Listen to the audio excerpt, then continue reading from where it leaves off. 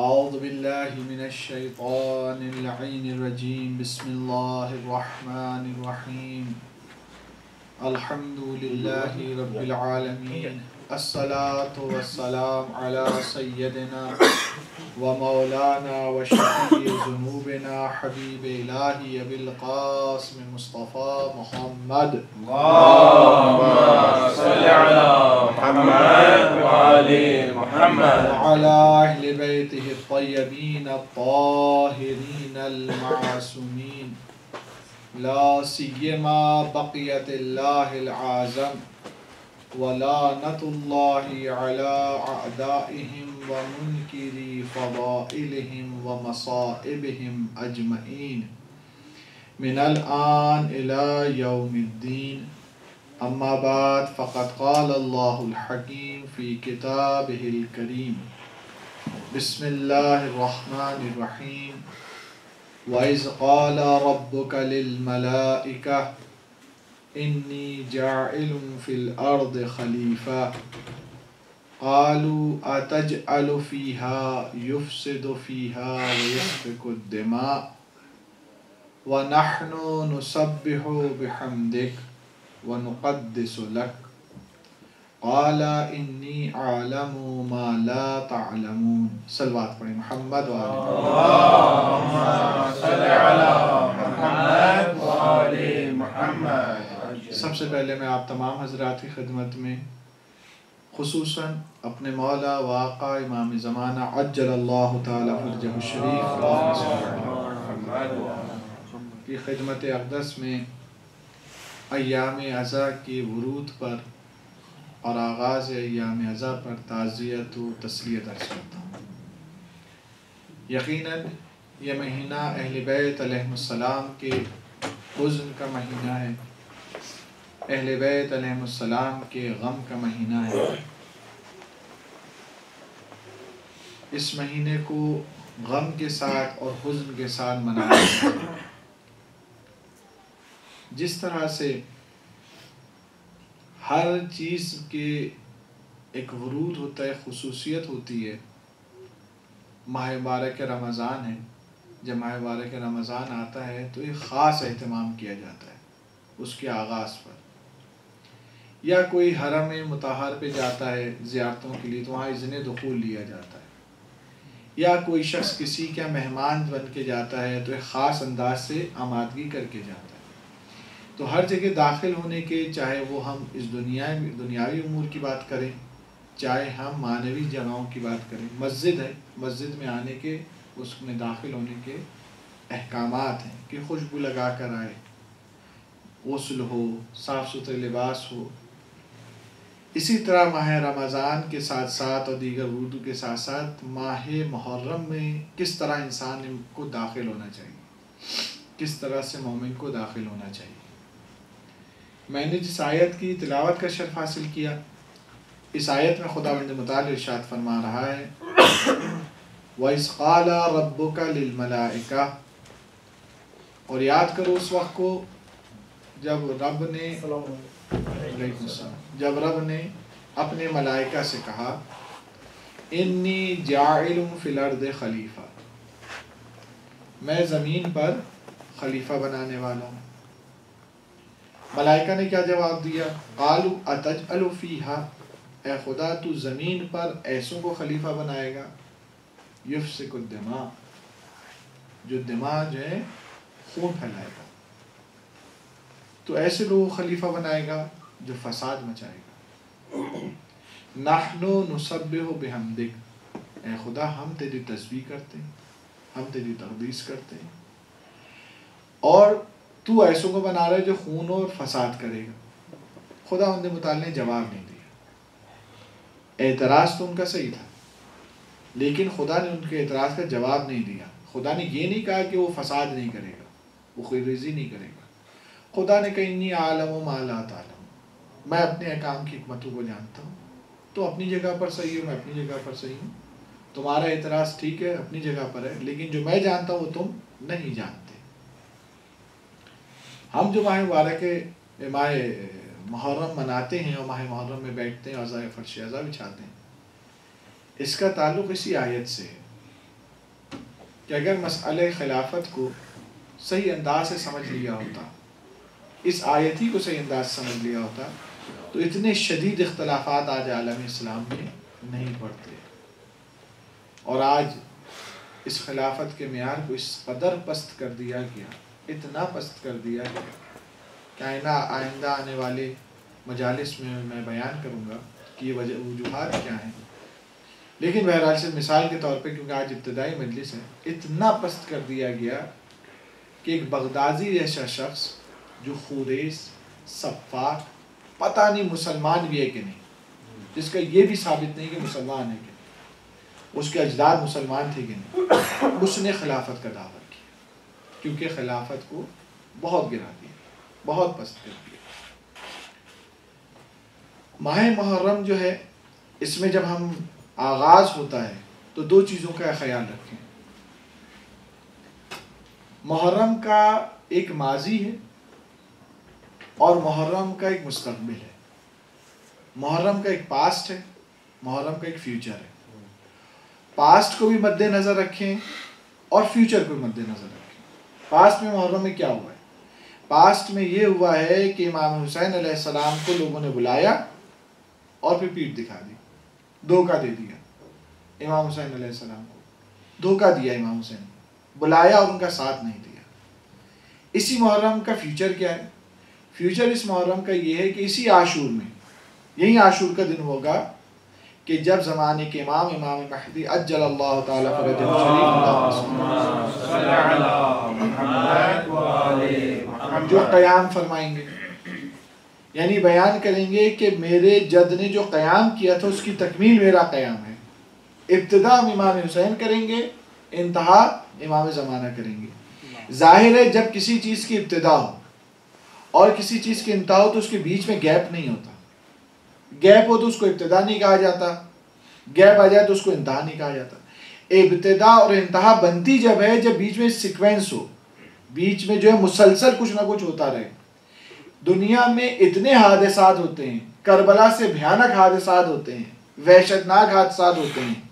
ایک دن میں لوگ لاکھوں افرادی مرے، ایسے بھی حادثات ہو چکے ہیں جو ہیروشیما پہ جو حملہ ہوا تھا.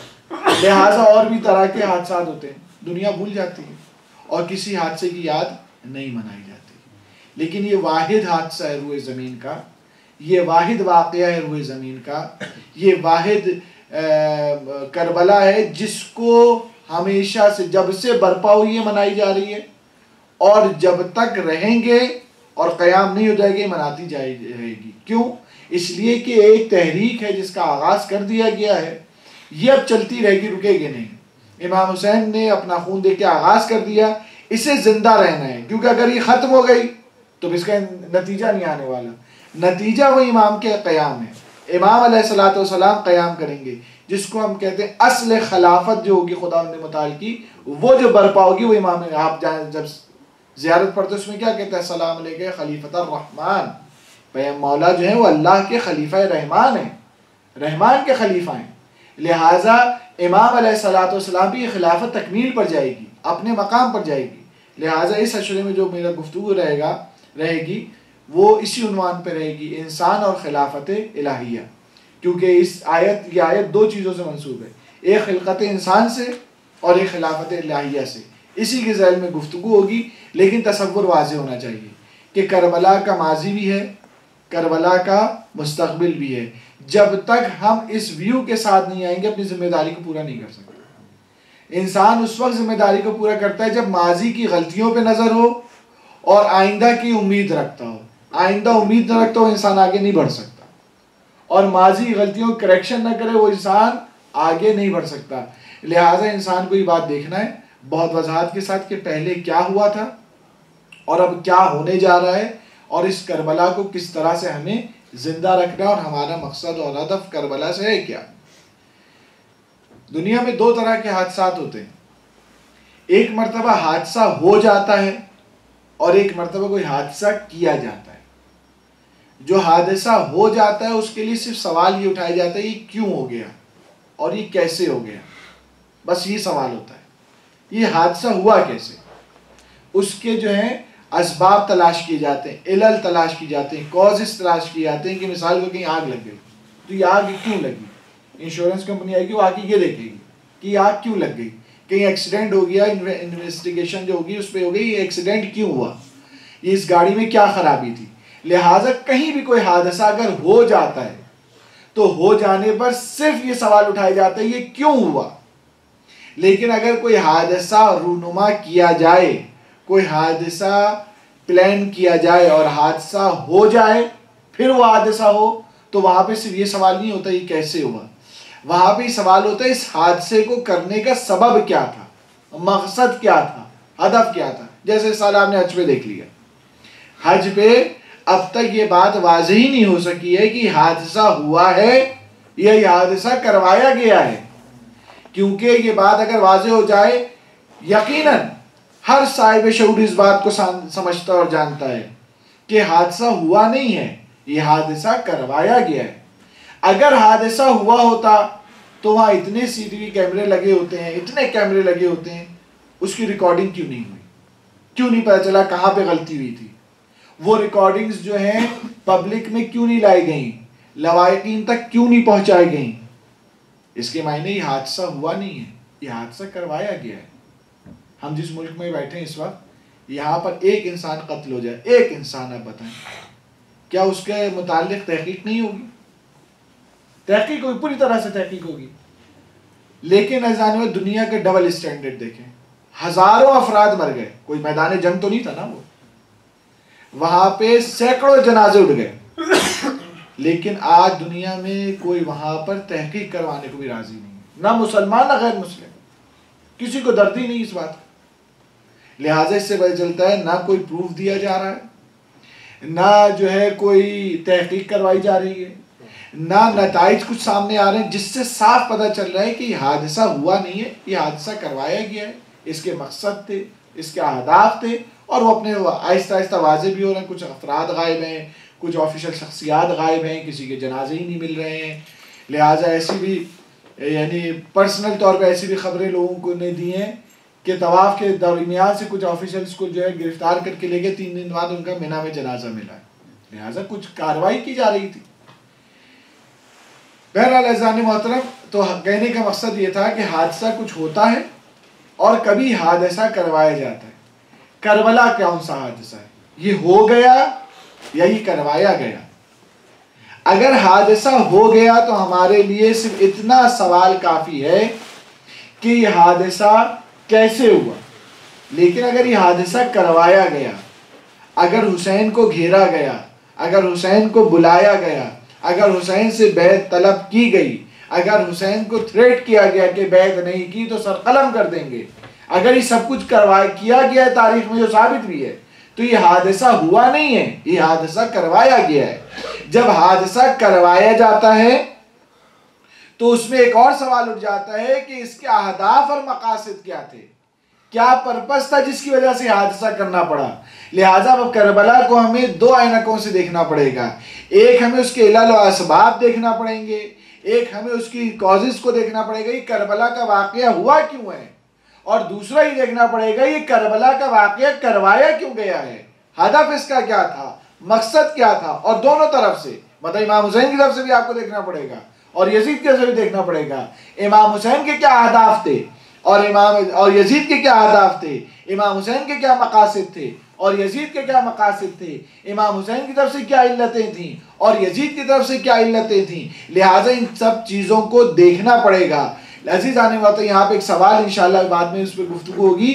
سوال یہ بتائیے کہ متوکل کا آپ نے نام سنا ہے، منصور دوانقی کا آپ نے نام سنا ہے، ہارون رشید کا آپ نے نام سنا ہے، مروان کا بھی آپ نے نام سنا ہے، ولید کا آپ نے نام سنا ہے. سب خلیفہ رہ چکے ہیں. یہ ایک سے بڑھ کے خلیفہ تھے، ایک سے ایک بڑھ کے بے دین تھے، دنیا فروش تھے، دین فروش تھے. لیکن عزیزان محترم ہمارے دیگر ائمہ نے قیام نہیں کیا.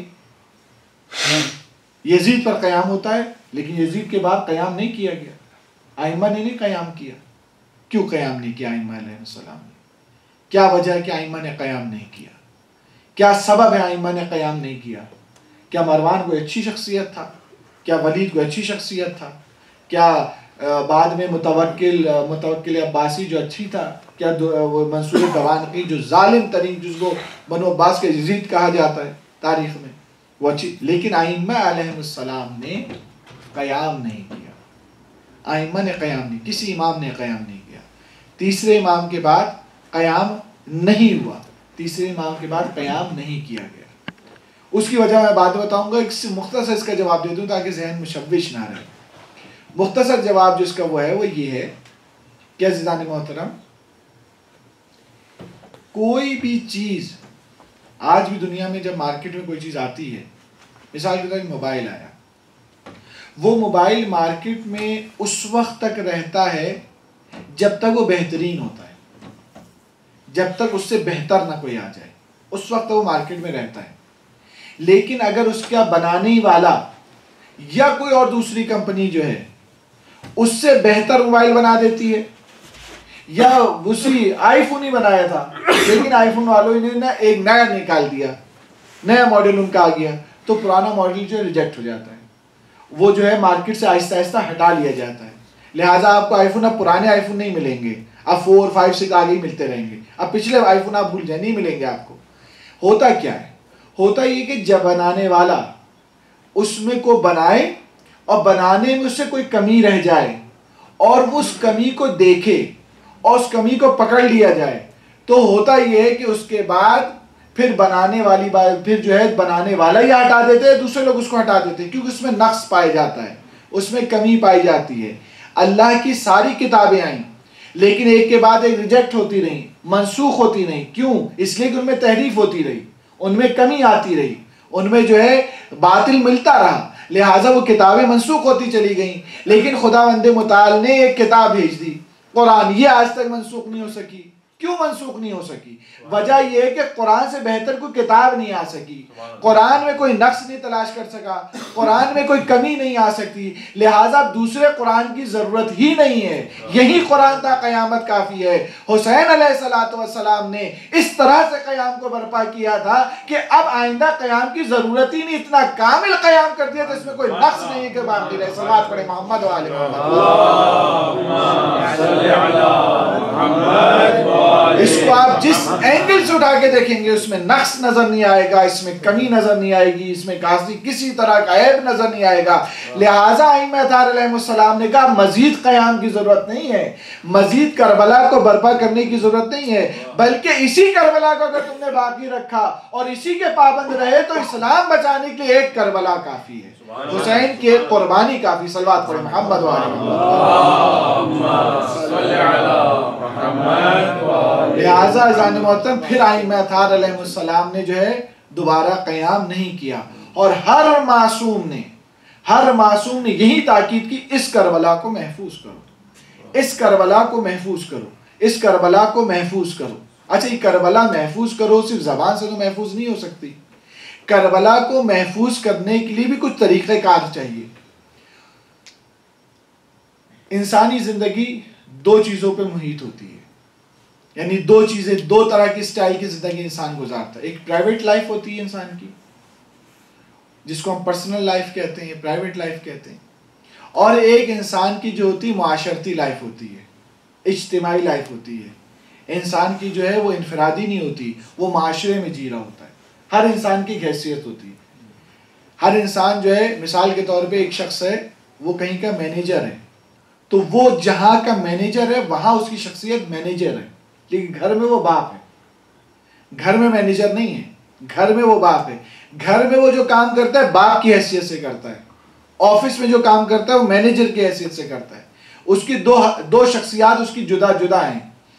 انسان کی ایک فطرت ہے، انسان کی ایک خاصیت ہے، وہ خاصیت انسان کی جو ہے وہ یہ ہے کہ انسان جو ہے جو اجتماعی چیزیں ہوتی ہیں ان کو اہمیت کم دیتا ہے، جو انفرادی چیزیں ہوتی ہیں ان کو انسان اہمیت زیادہ دیتا ہے۔ اجتماعی چیزوں میں آپ دیکھیں لوگ دلچسپی کم لیتے ہیں، انفرادی چیزوں میں دلچسپی جو انسان کی زیادہ ہوتی ہے، کیونکہ پرسنل ہو جاتا ہے۔ عمومی طور پہ ایک دعوت رکھی جائے تو آپ ضروری نہیں آپ وہاں پر جائیں، کسی نے نظر کا اہتمام کیا ہے کہ چھٹے امام کی نظر ہے ہمارے گھر میں، آپ نے بھی سنا، ہاں سب کو بلائے گئے، تو ہر کوئی جو ہے نا جانے کی وہ ایفرٹ نہیں ہوگی اس کے اندر، کیونکہ ایک اجتماعی طور پہ دعوت دی گئی ہے۔ لیکن اگر پرسنل طور پہ بلایا گیا کہ آپ آئیے گا، میں نے آپ کے کھانے پہ بلایا ہے، تو چاہے اس نے ایک ہی آدمی کو کھانے بلایا وہ شخص جل کے جاتا ہے، کیونکہ پرسنل کی اہمیت ہو جاتی ہے۔ لہٰذا اب ہمیں سوال یہ کہ کربلا ایک اجتماعی چیز ہے یا ایک انفرادی چیز ہے؟ کربلا جو ہے اگر اس کو دیکھا جائے تو اپنے اہداف اور مقاصد کے ساتھ جس طرح سے امام حسین نے پیش کیا، یہ ایک انفرادی چیز نہیں ہے، یہ ایک اجتماعی چیز ہے، یہ ایک معاشرتی چیز ہے، یہ ایک قوام الناس کے لیے قیام کیا تھا، یہ دین و اسلام کے لیے قیام کیا تھا، یہ مسلمانان عالم کے لیے قیام کیا تھا، یہ تمام مومنین کے لیے قیام کیا گیا تھا، کوئی انفرادیت کے لیے قیام نہیں کیا گیا تھا۔ تو امام حسین علیہ السلام کا جو قیام ہے، وہ قیام جو ہے وہ جو اجتماعی ہے، لیکن اس اجتماعی قیام کو تا قیامت بچایا نہیں جا سکتا۔ کیوں نہیں بچایا جا سکتا؟ اس لیے کہ عزیزان محترم کہ جب تک چیز اجتماعی خالی ہوتی ہے اور انسان کی زندگی میں انوالو نہیں ہوتی، پرسنلائز نہیں ہو جاتی، اس وقت تک انسان اس کو اہمیت نہیں دیتا ہے، اس کو اہمیت نہیں رہتی ہے۔ لہٰذا امام حسین علیہ السلام کی عزاداری اگرچہ اجتماعی طور پہ ہم کرتے ہیں، اگرچہ امام حسین علیہ السلام کے قیام و مقصد جو اجتماعی ہے، لیکن اہل بیت علیہ السلام نے اس کی بقا کے لیے چاہا اس کو پرسنل طور پہ لوگوں میں تعارف کرایا جائے، لوگوں کے دلوں میں اس کو اتار دیا جائے کہ حسین کے درد کو لوگ اپنا درد تصور کریں، حسین کی مصیبت کو اپنی مصیبت تصور کریں۔ اور یہی ہمارے پیرنٹس کرتے آئے ہیں، یہی ہمارے بزرگ کرتے آئے ہیں۔ ہمارے بزرگ ہم کو یہ نہیں سکھاتے تمہارے دادا مر گئے ان کو قتل کر دیا گیا ان پہ مجلس برپا کرنا۔ ہم کسی اپنے دادا، آپ میں سے میں اگر پوچھوں آگے پردادا کا نام کیا، آپ کو کسی کو نہیں شاید پتا ہو، چل ایک کو شاید پتا ہو کسی کو پردادا کا نام، ان سے آپ سے پوچھا پردادا کے دادا کا نام تو یقیناً میں ڈیفینیٹ کہتا ہوں آپ میں سے کسی کو نہیں پتا ہو، مجھے خود نہیں پتا ہے۔ لہٰذا کسی کو اپنے جو 2 نسل پہلے دادا گزر گئے، 3 نسل پہلے، ان کا نہ نام پتا، نہ کبھی سورہ فاتحہ پڑھتا، نہ کبھی ایک چاول کا دانہ ان کے نام پر کھلاتا ہے، نہ ان کے لیے ایک سورہ فاتحہ پڑھتا ہے جس سے وہ بقا باقی ہے، جس سے وہ چلا ہے، جس سے اس کی نسل ہے، جس کی وجہ سے وہ اگر وہ نہ ہوتے آج ہم نہ ہوتے، تو ان کو ہم یاد نہیں کرتے۔ لیکن حسین ہماری زندگی میں اتنے انوالو ہو گئے ہیں کہ ہم اپنے بزرگوں کو بھول سکتے ہیں لیکن حسین کا غم نہیں بھول سکتے۔ جب امام زمانہ بلند تر صلوات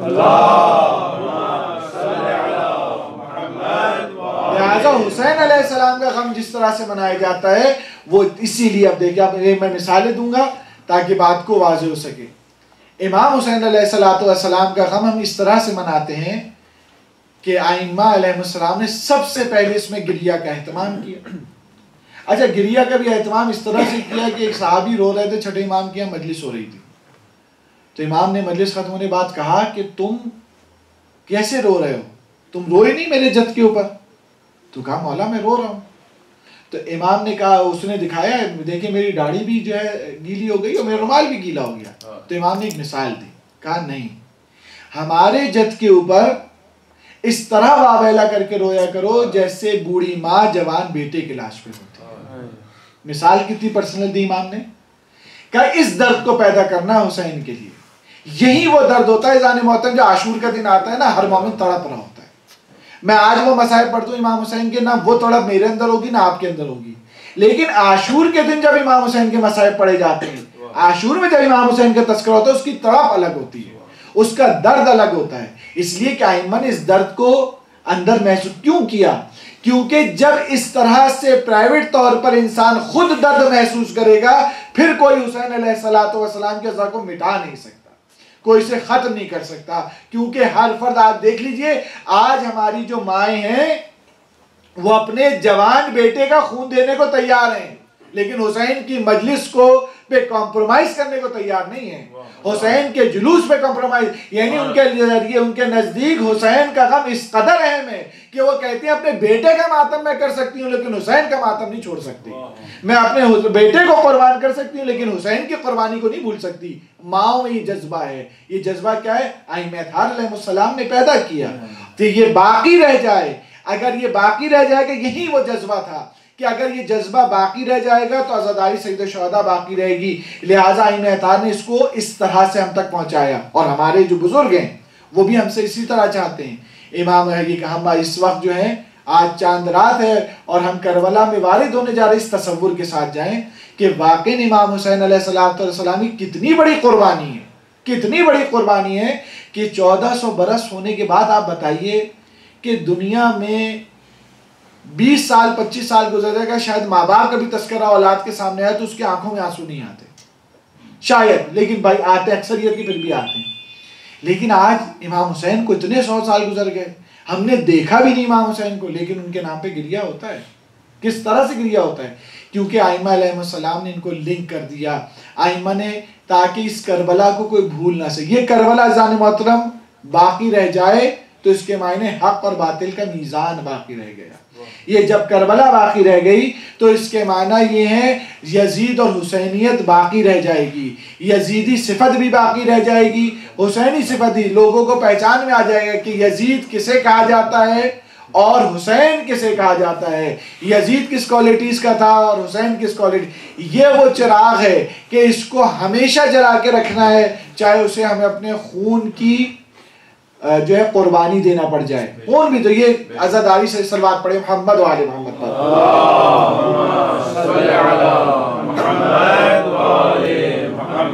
لہٰذا عزیزان محترم یہ امام حسین علیہ السلام کا قیام ہے۔ اور اس کے ساتھ آپ دیکھیں کہ امام علیہ السلام کی بیعت کو صرف تازہ رکھنے کے لیے آپ اپنے گھر میں، ابھی نماز میں پڑھ رہا تھا، جو لوگ تھے نمازیں، تو میں پوچھ رہا تھا کہ نماز قصر پڑھنا پڑے گی، مجھے فاصلے کا اندازہ نہیں تھا۔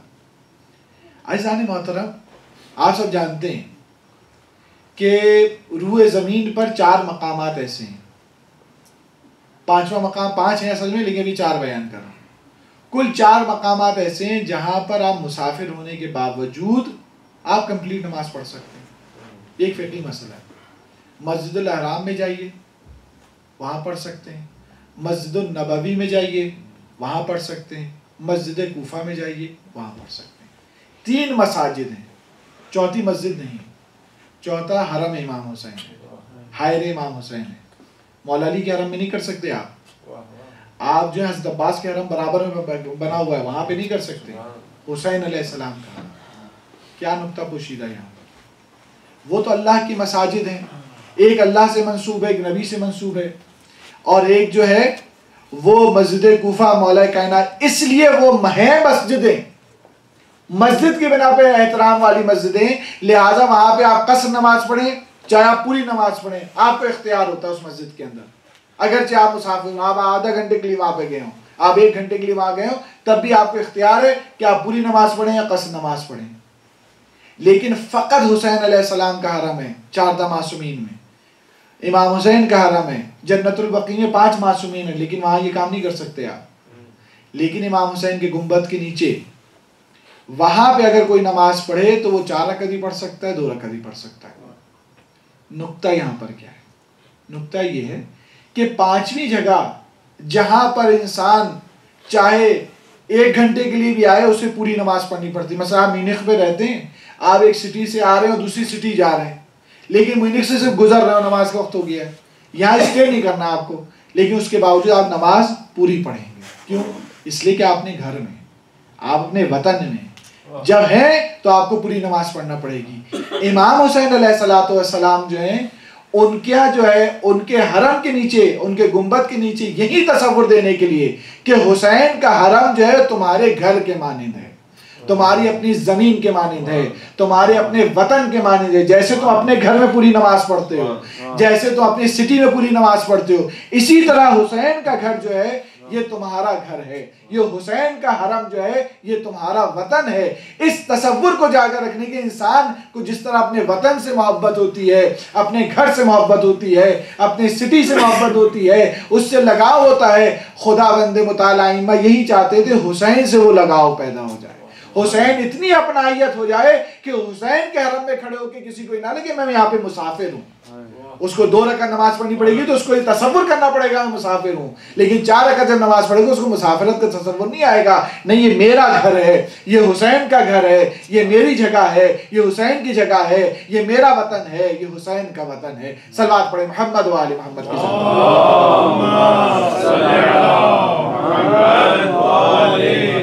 کس چیز کے لیے؟ تاکہ امام حسین علیہ السلام سے ربط باقی رہ جائے۔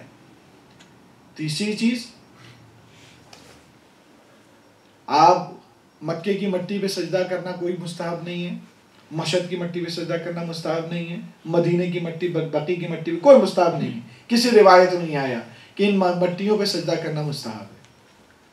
لیکن ایک کائنات میں مٹی ہے جس کے لیے کہا گیا کہ انسان اگر اس پہ سجدہ کرتا ہے تو 70 سجدوں کا ثواب ملتا ہے، وہ خاک کربلا ہے، وہ خاک شفا ہے، وہ تربت حسین ہے۔ کیوں تربت حسین؟ دیگر ائمہ کی تربت کیوں نہیں؟ چھٹے امام حدیث بیان کر رہے ہیں، اپنے قبر کی تربت کیوں بیان نہیں کرتے؟ اپنے بابا کی تربت کیوں بیان نہیں کرتے؟ اپنے دادا کی تربت کا بیان کیوں نہیں کرتے؟ نہیں، اپنے جد کی تربت کو بیان کر رہے ہیں کہ میرے جد کی تربت پر، ان کی مٹی پر سجدہ کرنے کا یہ ثواب ہے، جو اس پر سجدہ کرے۔ کیوں امام کیوں چاہتے ہیں؟ کیوں فضائل بیان کیے گئے تربت امام حسین کی؟ تاکہ تربت امام حسین جب سامنے ہوگی تو انسان کو ہمیشہ حسین کا تذکرہ سامنے ہوگا، ہمیشہ حسین کا ذکر سامنے ہوگا۔ دیکھیے عزیزان محترم، ائمہ اطہار علیہ السلام نے اس انداز سے کربلا ایسے آسانی سے نہیں بچ گیا۔ آج آپ بڑے آرام سے مجلس کر رہے ہیں، ائمہ نہیں کر سکتے تھے ایسے مجلس، ائمہ اس طرح سے مجالس برپا نہیں کر سکتے تھے، ان کے زمانے میں ایسے مجلس برپا نہیں ہوتی تھی۔ انہوں نے اسی طرح سے مجلس کو بچایا ہے۔ جس طرح سے دنیا میں آج جیسے انٹرنیٹ کی دنیا ہے، انٹرنیٹ کے ذریعے کسی بھی خبر کو شائع کرنا ہو، اس کو مختلف اس کی تصویریں بنا کے اس کو ویب سائٹ کے اوپر، اس کو فیس بک کے اوپر، اس کو میسیجز کے اوپر اس کو شائع کر دیا جاتا ہے، جو اس وقت جو فاسٹ میڈیا ہوتا ہے اسے شائع کر دیا جاتا ہے تاکہ خبر جو ہے نشر ہو جائے۔ امام حسین علیہ السلام کے لیے اہل بیت علیہ السلام نے اس طرح سے ایک نیٹ ورک بنایا ہے، باقاعدہ پورا نیٹ ورک بنایا ہے، جس کا تعلق روزانہ سے بھی ہے، جس کا تعلق ہفتے سے بھی ہے، جس کا تعلق مہینے سے بھی ہے، جس کا تعلق سالوں سے بھی ہے۔ لہٰذا روز کے لیے امام حسین کا ہی تربت کافی ہے۔ جب نماز پڑھو حسین کی تربت پہ سجدہ کرو تاکہ حسین کو نہ بھول سکو، حسین کا تذکرہ، حسین تمہارے ذہن سے نہیں جانا چاہیے۔ کرو خدا کو سجدہ، خدا کے علاوہ سجدہ نہیں ہو سکتا، حسین کو سجدہ کرنا حرام ہے، لیکن سجدگاہ وہ حسین کے نام پر رکھو تاکہ تمہیں حسین کا احسان یاد رہے۔ یہ آج جو تم نماز پڑھو یہ حسین کا احسان ہے، یہ اذان جو ہو رہی حسین کا احسان ہے، یہ حلال و حرام جو بیان ہو رہے حسین کا احسان ہے۔ حسین نے قربانی دی اس لیے آج دین باقی ہے، لہٰذا ائمہ نے علیہ السلام نے رکھا، پھر اس کو ہفتے وار بھی رکھا۔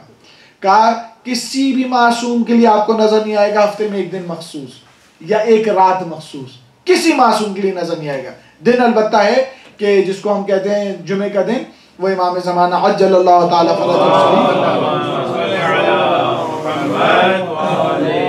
لیکن اس کے اپنے احکام ہے، کیونکہ اس دن ظہور کریں گے امام علیہ السلام، اس لیے منسوب ہے وہ دن۔ لیکن امام حسین علیہ السلام کے لیے خاص شب منسوب ہے، اور اس جمعے کے دن نہیں لکھا ہوا روایتوں میں تمام انبیاء آتے ہیں، اولیاء آتے ہیں، اوصیاء آتے ہیں، جا کے امام زمانہ کو سلام کرتے ہیں، کئی روایتوں میں نہیں ہے دن مخصوص۔ لیکن اس کی خصوصیت وہ نہیں ہے جو شب جمعہ کی خصوصیت جو کل آنے والی ہے۔ شب جمعہ ہفتے میں واحد معصوم ہے جن کی ہر ہفتے میں ایک شب مخصوص کر دی گئی ہے، ایک شب مخصوص کر، کسی معصوم کی شب مخصوص نہیں کی گئی، امام حسین کی مخصوص کی گئی۔ اور تمام مومنین کو حکم یہ دیا گیا کہ اس دن دور ہو تو دور سے امام کی زیارت پڑھو، قریب ہو تو خود جا کر وہاں پر زیارت پڑھو، اور تمام ارواح کو اجازت ہوتی ہے، جتنے مومنین کی ارواح ہوتی ہیں جو صاحب ایمان مرتی ہیں ان سب کو اجازت ہوتی ہے کہ حسین کی جا کے قبر پہ زیارت کر کے آؤ۔ تمام ملائکہ اس دن شب جمعہ آتے ہیں، تمام انبیاء آتے ہیں، تمام اولیاء آتے ہیں، تمام مرسلین آتے ہیں، یعنی تمام افراد کو اجازت ہوتی ہے کہ آج کی رات حسین کی رات ہے، آج کی رات مخصوص ہے حسین سے۔ کیوں مخصوص ہے حسین سے؟ تاکہ حسین باقی رہ جائے، تاکہ حسین کا تذکرہ باقی رہ جائے، تاکہ حسین کا قیام باقی رہ جائے، تاکہ حسین کی قربانی باقی رہ جائے۔ پھر سال میں آپ دیکھیں، سال میں اگر آپ دیکھیں گے تو بھی اس میں یہ نظر آتا ہے کہ امام حسین علیہ السلام کے لیے عید الفطر ہے تو اس دن امام حسین کی زیارت، عید الاضحیٰ ہے تو امام حسین کی زیارت، 15 شعبان ہے تو امام حسین کی زیارت،